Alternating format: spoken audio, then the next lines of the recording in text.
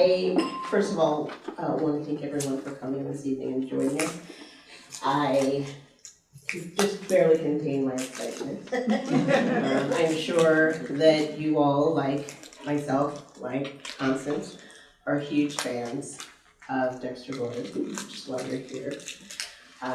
I've also become a huge fan of Maxine Gordon.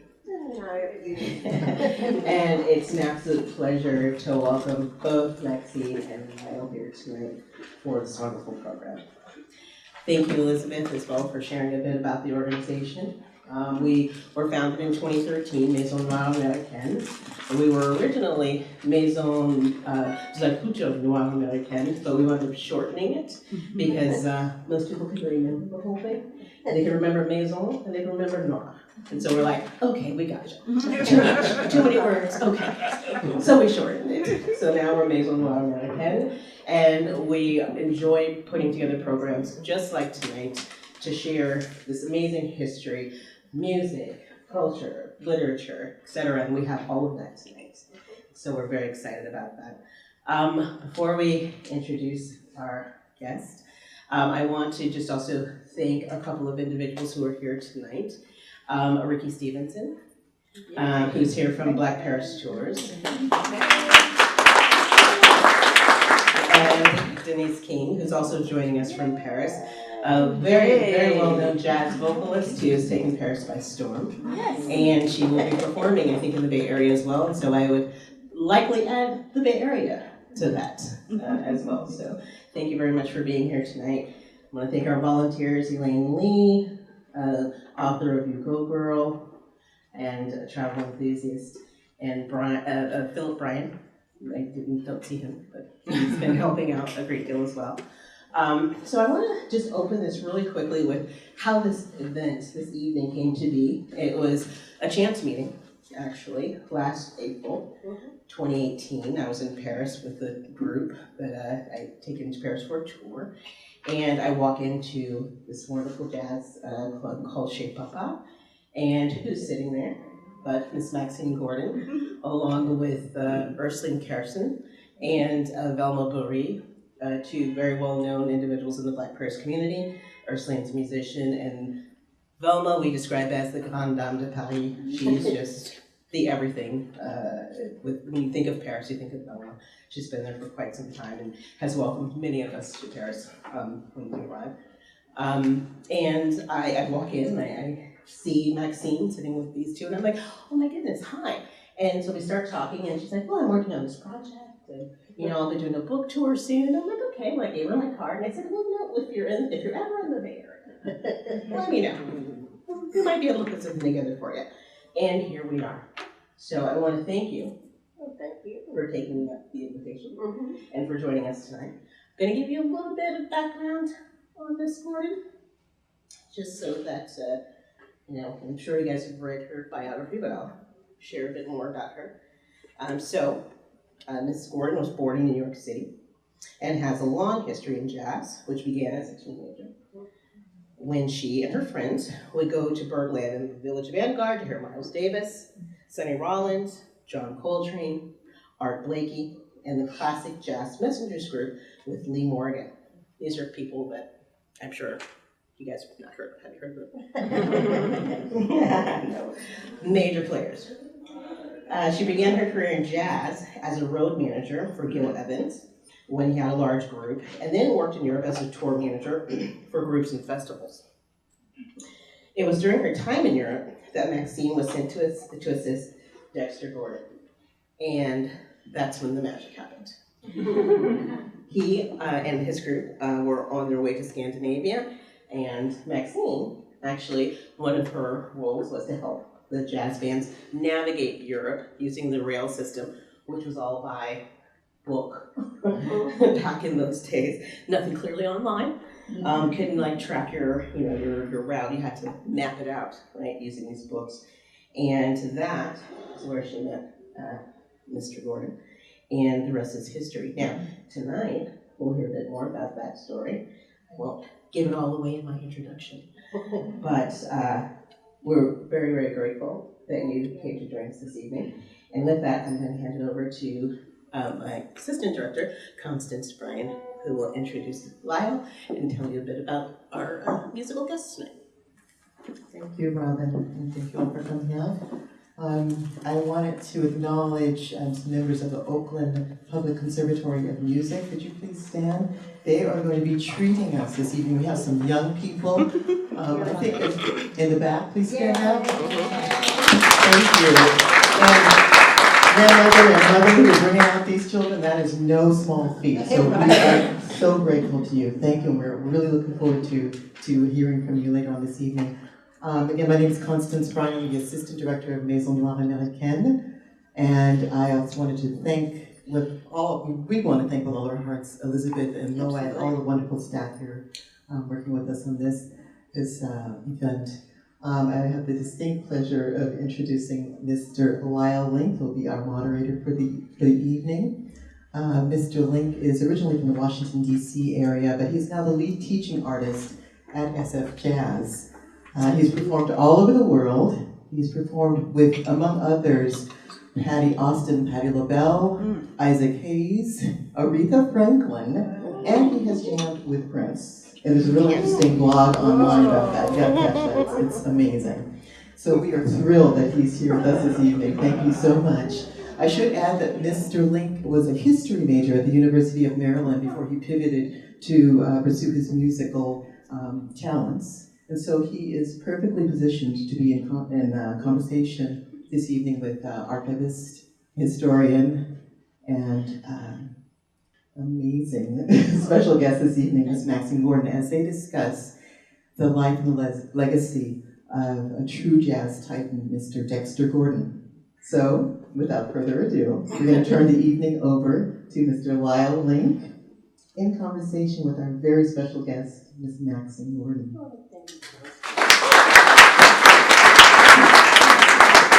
Thank you, Robin. I actually wanted to start off tonight with just a little musical introduction. Dexter Gordon was the first tenor saxophone player I heard. I didn't know who he was. It was on the radio when I was probably in middle school. And the first thing that grabbed me, and what I learned about researching this for this talk, is that his sound. And that's a bit intimidating to try to play, on the stage. We're talking about Dexter Gordon, the same instrument, but I'm going to try. And as he said, happiness is a wet, nice Rico reed. So I'm not sure if I have one, but let's see. This is a song that I heard him play. It's entitled Darn That Dream. And he was such a ballad player. Anyway, we'll get to that, but I'm going to take a stab at it.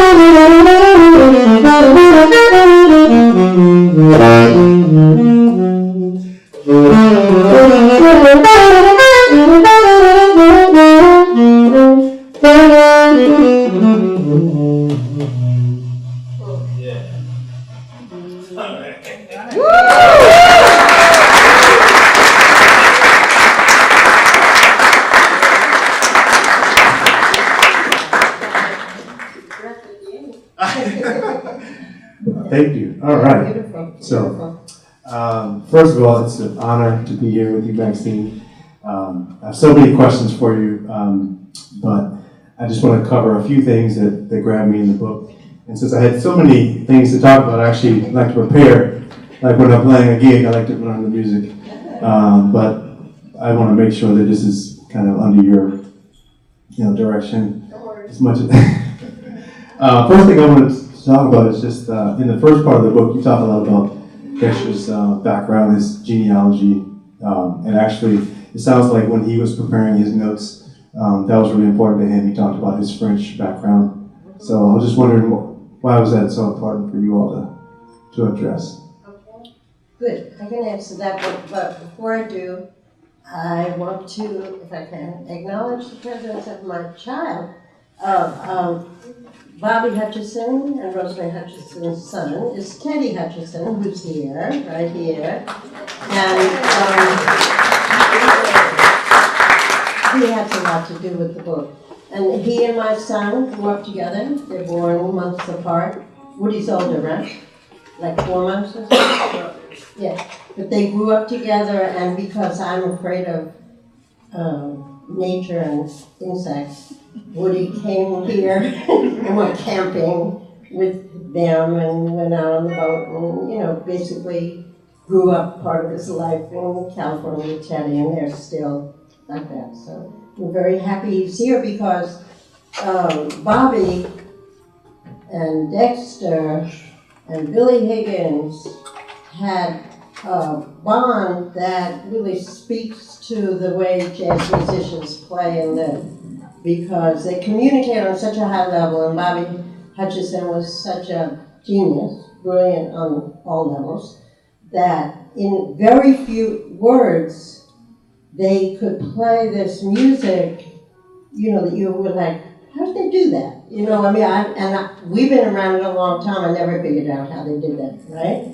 But they never would talk about it, they just, and even in Midnight, when Dexter got the part, I'm gonna get to that. When Dexter got the part in the movie and accepted the role, he said, I need Bobby Hutchison, I need Billy Higgins, I need Cedar Walton. And the director said, well, it's a movie. Can they act? And so Dexter said, well, Bobby was in They Shoot Horses, don't they? And so the director called the director of that movie, what's his name? Fortune Trevenant. No, that one I know. The director of They Shoot Horses, don't they? I know who it is. Anyway, him. He's very famous. Google it. Anyway, he called him and he said, Dexter said, that Bobby was in your movie. He said, oh yeah, he's great. He's great. He's a natural, So so we had to have Bobby because to make that movie and make it realistic, he wanted the people to know about this kind of communication that jazz musicians have with each other. I mean, that was his main objective in the movie. And so because of them, I think it worked. It seemed to work. And then, we had that movie to see Bobby and playing that role. And, we love that, right? Okay. Yeah, so I'm just curious, can we get a show of hands? How many people have seen the movie? Yeah. Yeah, around midnight? So if you haven't seen it, definitely, hopefully you'll see it after. And all these years later, they still show it, and they show it in film festivals, and still. So now I'll answer you. Well, we can talk about the movie too then. No, Yeah. but what happened was when Dexter began the book, we were living in Cuernavaca, Mexico, and he was approached to write his autobiography after the movie was nominated for an Oscar, you know. So then he was approached to write his autobiography, and they thought he should write it with somebody because he's a tenor player. And so he said, "Oh, okay, I'll call James Baldwin." So, you know, if you're Dexter Gordon, you call James Baldwin, and Jimmy. He called him up and he said, "You know, they want me to write a book, you know, why don't we do it together?" And Baldwin said, "Oh, it's a great idea, but I'm not doing well. I'm kind of have some health issues." He said, "You can write it yourself. You don't need me. You can write the book. You know, you write music, you can write a book." And so then Baldwin died, unfortunately, in December of that year. And then Dexter said, "Oh, well," and then he told the publisher, you know, James Baldwin said I could write it myself, so I'm going to write it myself. And he had these yellow legal pads. You know, my friends are here who've heard this story like 50 times already. They must be sick of it. Anyway, he had these yellow legal pads. And we were living in Cuernavaca. He sat outside on the veranda, on the terrace. And he would write, and then he wrote these stories, vignettes. They're in the book in italics. His part, it's really his book, and then I kind of elaborate on what he wanted in the book. And then he would give it to me, and we had an Olivetti portable typewriter. I don't know if anybody remembers those. Okay, good. You know, when I go to the colleges and I say Olivetti portable, they're like, huh? Anyway, so I would type it up on carbon paper, and then he would like mark it up, and then I would type it up again. And then one day I said, maybe you should make an outline. You know, he would write, like, he would sit out there, and if he thought of something he wanted in the book, he would just start writing it. And he said, "No, I don't want a timeline, I don't want it. It's corny, I don't want an outline. I'm just going to write these stories, and then I'll put them together, and, you know, like a composition, right?" And so I persisted, nagged, and I said, "No, you have to have an outline. You can't write a book without an outline." And he was like, "I'm not making an outline." And then I don't know how I convinced him, because it's very hard to convince him once he made up his mind. Usually it'd be like, this conversation is over. But he said, okay, I'll make an outline. And so he began with the family history, and he wrote down what he knew, which was not that much. He said, "They say my grandfather was a Buffalo soldier. And they say, I know my father's born in Fargo, North Dakota." He said, "I know that my great-grandfather was named Boulanger, which became baker, and that he was French." And he said, "And I know the great-grandmother was African, but when I did the research, she was really Malagasy from Madagascar, which is different from African, but anyway." And he knew, I think he said he heard something about the grandfather being born in the Wyoming Territory. You know, he knew what they said in the family, but he never done any research on it. But he wanted that in there, especially what he called grand-père. That was the grandfather, who he thought was a Buffalo soldier. But he said, you know, a lot of times people say, "Oh, you know, he was a Buffalo soldier," and you look it up and he wasn't. But, you know. And then he moved to, you know, his father's history, and his father coming to Los Angeles in 1917 from Howard University. His father was the second black doctor in Los Angeles. And, you know, he moved along, you know, about high school and about Jefferson High School and all that. And then, well, you know, anyway, and then I did the research to fill in the family history part, which was when I began. This was before I went to graduate school, because I didn't know what I was doing. Yeah, before I knew how to do historical research. I thought, well, they must have been the only black people in North Dakota. I mean, how could it be from Fargo? Well, of course you know that, but I didn't know. So this is somebody saying no. So I wrote a letter to the University of North Dakota saying, "I'm doing research. Do you have anything on African Americans in North Dakota?" And then I gave the name, and then that librarian in the library said, "Oh, we have books, and we have articles," and you know, he developed, actually, I thank him in the acknowledgments, the longest chapter in the book, by the way, are the acknowledgments, because without librarians, you don't have a book. And he did, and then he said, read this, do this, and Bob Garrett. So, anyway, that's how it went. It's a really interesting story. Just we probably don't have time to get into it now, and of course you all can read the book. But just about these grandfathers and their stories, really interesting. But it just makes me think of that song "Society Red," and I played that song and never thought about it until I read this book. Actually, he has a great blues called "Society Red," and within the African American community, you've got people talk about high yellow, and I was called yellow boy and red boy and stuff like that. So it just made me think of just that question of how he saw himself, and obviously African American, but Mingus had a lot of feelings about his background. And did Dexter ever talk about some of that stuff, just in terms of? Society Red, that's a joke. It's a joke in that Malcolm was Detroit Red, right?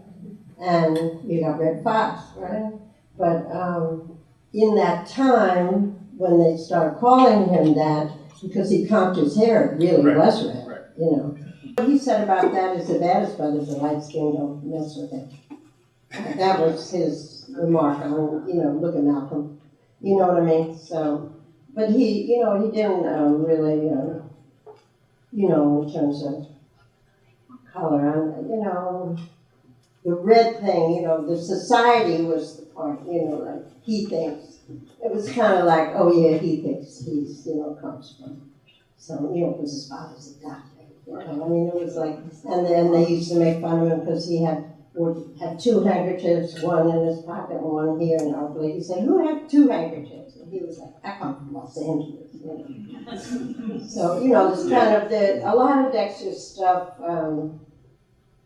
has kind of a twist of humor, like he plays, right? Yeah. So that's, a lot of the titles have, the little thing in it. Mm-hmm. So maybe we could talk a little bit about LA. A lot of people think of New York or New Orleans, different cities about, regarding like important jazz cities. But LA sometimes doesn't come up, at least nowadays, in people's minds. Mm-hmm. But LA, a lot of major folks came out of LA, Mm-hmm. Of course, Mingus, Dexter, Frank Morgan, Eric Dolphy, Billy Billy Higgins, lots of people. Maybe Central Avenue, Wardell Gray. Chico Hamilton. The list, yeah. Mm-hmm. So maybe we could talk a little bit just about, the importance of Central Avenue and some of the Dunbar Hotel. Mm-hmm. That was another thing in the book. So I'm from New York. I don't really, what do I know about Los Angeles? But Dexter, wherever I would go to try to get it right, as accurate as I could, there'd be somebody who already knew. So Dexter had a very good friend, Clint Rosemont, who was a very close friend in LA, and he was like, okay, I'm setting up a discussion with the East Side Elders, they're called. And most of them have passed by now, but at the time I did it, it's 20 years ago that I went. And he set up a meeting, that was called a social, in the Dunbar Hotel. There were like 20 of them. And, served food and alcoholic beverages, lots of them. And he invited them, and they had known Dexter, but they'd known his father. And, they knew that the office was on Jefferson and, Central Avenue. They knew where the house was. And they talked, we taped it, we filmed it, and they talked. And it's in the book, there's a chapter on the book from that discussion. But a number of them said, nobody from New York ever gets it right about Los Angeles. It's all wrong. They said, first of all, you do East Side 2 words. When you talk about Los Angeles, the East Side's 1 word. Do not write a book on Dexter and make East Side, they threatened me, 2 words. And everybody said that.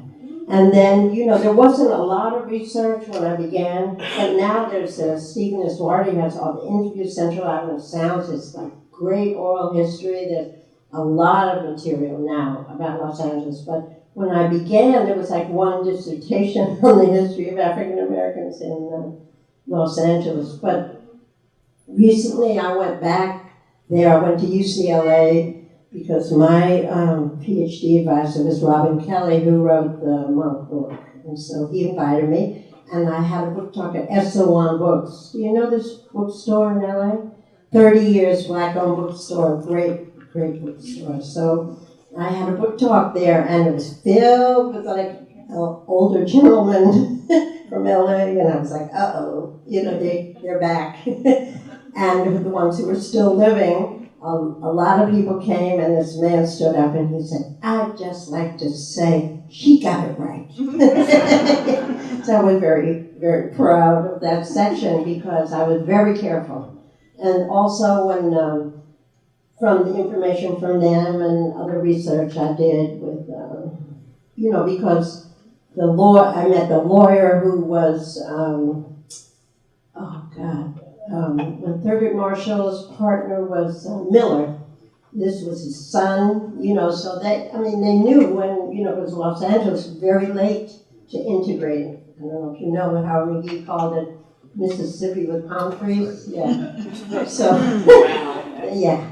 So they were very helpful. The people, they wanted to tell the story of Dexter, his family, and him in school, and the band director, and so, I got, and I remember Dexter had said on that section, he said, Chico Hampton and I got A's in English, and I thought, oh, I doubt it. But I got his school records, and he did get A's in English, because when I interviewed Chico, he said, we got A's in English. I was like, But when I went to check on, he had said that he was an altar boy in St. Philip's Episcopal Church until he was 15, and then he started working and he couldn't get off the church. So, and I thought, really? Dexter was an altar boy.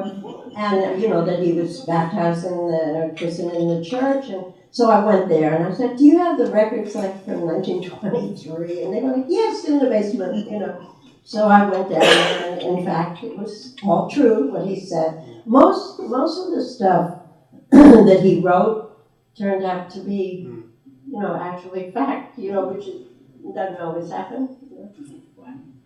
So when I was leaving the church, a friend of mine went with me, Kathleen, with a car, and a woman pulled up in a Cadillac, and she was like, "Oh, you must be Dexter's wife." And I was like, "Uh-huh. How'd you know?" And she said, "You see any other white people around here?" And I was like, "Oh, actually, no, I don't." And she said, "Well, you talk to those men and they lie, so you have to talk to us. I'm arranging a tea. You come to my house if you really want to know the truth about LA," and which I did. And of course, she said they lied. Anyway, the book, every section of the book, somebody or more than one person, looked over the section and made corrections. Like on the first chapter that you like so much, Kareem Abdul-Jabbar is the one who, he's expert really in black military history. That's like his hobby, and he's written it. So I sent him that, and he was like, "Oh, no, I had left out the person who was the head of the 9th Cavalry. I didn't have that. He made some corrections, and, so that's how, when you go to when you do academic work, you always have to have somebody look at your work, and hopefully it'll be somebody who will be nice about finding mistakes instead of saying, "Oh, I didn't want it to be later for people to say, oh, she got that wrong." So Dexter often is known as kind of a transitional figure in the history, in the lineage of the saxophone, between the swing and the bebop era. Lester Young was obviously really important to him, as was Charlie Parker. it's amazing to me. I was reading just in the book about how he played with Lionel Hampton. That was kind of his first big gig. He was that scene where like it sounds like his family was kind of waving him goodbye, and the guys on the bus were kind of giving him, not letting him live that down. And then of course he went on to play with Louis Armstrong, a foundational figure. And then after that he went into Billy Eckstine's band, the first bebop band, which people like Gene Ammons and Sonny Stitt and Fats Navarro, and I mean just amazing education that few people can boast of. It's just amazing to me that he came up, but he was definitely one of those figures. When I hear him, I hear Lester Young and Charlie Parker, but I also hear Dexter. I hear that sound, but I also hear the way he could play real laid back. He could play bebop rhythmic phrases, and of course he went on to influence people like Coltrane and Sonny Rollins, many other people. So maybe we could talk a little bit about these record companies that because once he was so influential, people wanted to record him. But just from reading your book, I really got a sense of just exploitation and just how little these artists were paid for their work over the years. You know what happened? Where were we? That woman, I've been on tour, so I have to think, where was I? Oh, City Light Books. So I gave a talk at City, is it City Light or City Lights? Light. And after the talk, a woman came up and she was wearing a t-shirt and it said Dial and it said, Charlie Parker, looked like a 78. And I was like, oh, Dial Records, where'd you get that? And she said, oh, I got it on eBay. And she said, my father was Ross Russell. Now, I write about him in the book. Ross Russell owned Dial Records. And he's not well loved in the history of jazz because he is the one who put Charlie Parker in Camarillo and recorded him, and he recorded Dexter and Wardell on the Chase. And in my research, which was in the University of Texas in Austin, the Harry Ransom Center, I got a fellowship to go there and look at his archive. He wrote letters to his mother all the time, asking her for money, and I'm going to start a record company, and I have a record store. And then in one letter he says, and I've recorded these two guys, Dexter Gordon, Wardell Gray, and it's selling more than Charlie Parker. We're going to be rich, and I don't have to pay them. So, it's, instead of, I do research in what I call political economy of bebop. So instead of just, we know they got ripped off, we know that they took the publishing, we know they didn't get paid, but I like to have facts about it. So I have all the contracts. And sometimes when I go to these conferences and I say, okay, and I put up a contract, I said, we're going to read the contract. People are like, oh my God, I didn't come here to read a contract. But, it's not hard to read. And when you read it, you see. So there was the daughter, and she bought a book, or I think I bought her a book, right? Yeah. And I was like, well, what I say about your father is not all that good. Do you know anything about the history? And she was like, well, I know something about it. And I looked in the index, and then I saw that he was in there, and I saw that you said he was complicated. And I had struggled over that instead of calling him a crook, and he was like, because Dexter said he was like a total crook and obsessed with Charlie Parker. Dexter, it was kind of negative what Dexter had said about him, but I didn't use that because instead I just quoted him writing to his mother. You know what I mean? Instead of this kind of way that, what's happening today. If the contracts today, because I read contracts, my friend who wrote the foreword to the book, Farrah Jasmine Griffin, she's a very noted scholar in African American literature, and she said one time we gave a talk at the John Coltrane House in Philly. Is it in East Philly? North Philly. Mm-hmm. This is my friend Denise from West Philly. Denise King. We have a history in Philly, so West Philly. But one time, Farrah Griffin and I gave a talk at the Coltrane House he bought for his mother in North Philly. And when she introduced me, I'll never forget this, she's my friend, so it's a little over the top, but she said, Maxine Gordon reads a recording contract the way a Shakespearean scholar reads a sonnet. And I thought, if I had a tombstone, I would put that on there. You know, it's the history of what is still happening and happened in terms of ownership, copyright renewal, Teddy knows, and how they will not pay you if you didn't go to college and know how to go after them, is just as bad as it was in 1947. Only it might be worse because they kind of dangle this hip-hop money in front of people and then, you know, as if they could be making money like Beyonce. You know, I get really upset about it, you know, the continued exploitation. And so that's, did you read that section on the recording? Yeah. Well, of course. And I was thinking not only Dial, but we'll skip it. Oh no, it was really interesting. Savoy, Prestige, even Blue Note. That you tend, for some reason, people tend to think, well, by then, but even I mean. Well, because we want to love Alfred Lion and Frank Wolf because they like jazz, but they took the publishing, except for Horace Silver. He didn't give up his publishing, and so, you know, he had plenty of money. And the thing about Horace Silver is so great is when my son, he's 40, I tell you, they're 40, and when he had his christening party, it was in the Village Vanguard. So I have this continuity with the Village Vanguard because Max Gordon was his godfather. And Max Gordon, I met when I was 15, you know, so of course he had to be the godfather. And Horace Silver came to the christening party, and Woody's grandmother made these barbecue beans. She's from North Carolina. She's a fabulous cook. And all her friends did all the cooking. And from that day till the day he died, if I called him up or something and said, could Rose send me some of those barbecue beans? You know, he never forgot. It's so amazing, you know, somebody, it's Horace Silver, you know, and what, if you call him up and say, how you doing? He was like, I'd be doing better if I had those barbecue beans.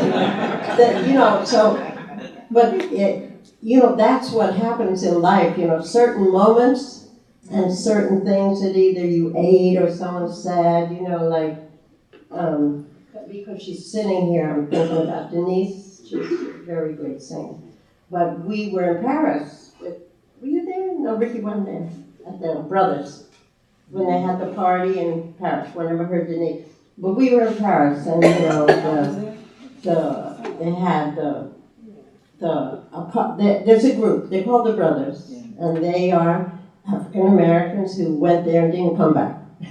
So they're there, and they have a group, and they have parties. And I think the sisters too, right? And the Brothers had the annual party. They had the annual party. It was in a club like the Speakeasy, right? Mm-hmm. So I got invited, because you know, I've been going to Paris for a while.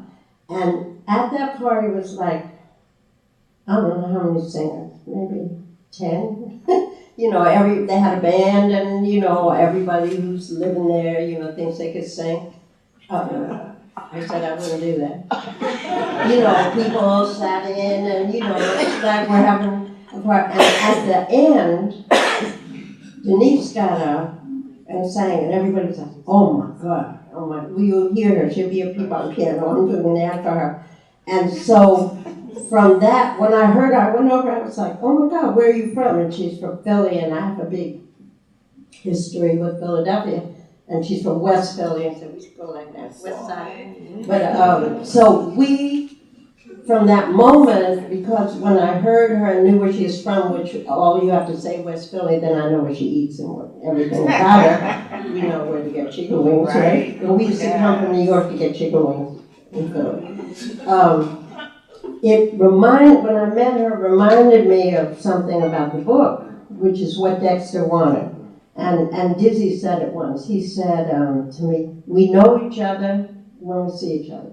And he said, what we hear and this music we love is we will help each other out, and we have more in common than a a lot of people that are related to us by blood, you know. And so that was what Dexter wanted to convey in the book about that life, because he loved being a jazz musician, you know. You got that, right? Oh, it totally came through. And in the movie too.